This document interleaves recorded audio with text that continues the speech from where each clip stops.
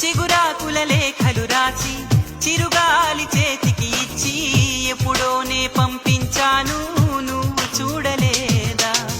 నా మనసే పడవగా చేసి కలలన్నీ అలలుగా చేసి ఎప్పుడోనే పంపించాను నిన్ను చేరలేదా. చెప్పాలని అనిపిస్తున్నా నా ఎదుటే నువ్వు కూర్చున్నా మనసులోన మాట నీకు చెప్పలేకపోతున్నా. చెప్పకుండా ఓ క్షణమైనా ఉండలేకపోతున్నా. ఎలా చెప్పనమ్మా నాలోని ప్రేమని, ఎలా చూపనమ్మా నా ప్రేమ నువ్వని.